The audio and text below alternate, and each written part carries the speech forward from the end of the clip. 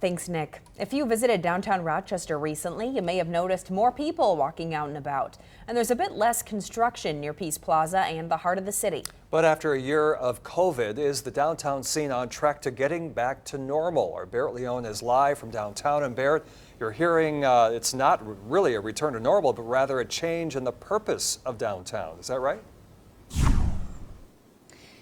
Yeah, that's right, Tom. Here in downtown Rochester, we've seen a lot of losses, but we've also seen a lot of innovation. Regardless, downtown Rochester is looking a lot different than it did pre-pandemic times.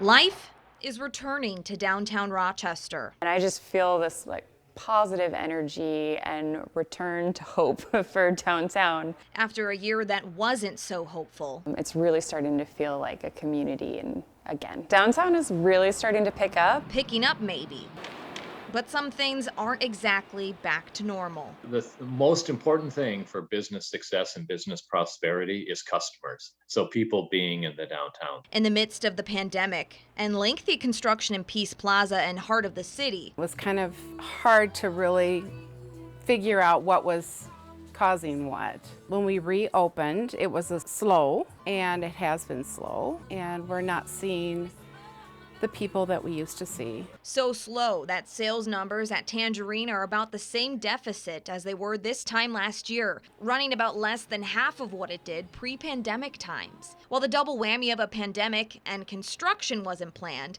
amping up construction during the slow time was. It's really trying to time pieces of the construction to be least impactful. There was a couple of businesses, one that temporarily closed and one that's probably not sure that they're going to return. But the one that temporarily closed, we took advantage of that time to do work in front of their space so that when they were getting ready to reopen later this year, it'll be completed. Rochester Downtown Alliance is working to bring people back downtown through a campaign called Together Downtown. It is putting on different events and activities, some new and some familiar throughout the summer. I really do think people are going to start to use downtown differently and think of downtown differently. Maybe not a return to normal, but a shift in downtown's fabric. We're really hoping that that's going to happen and we'll have a good August. And a push for locals to make a visit. In order for the small businesses and the authenticity of downtown to survive, we need Rochester residents to come and use it on a regular basis.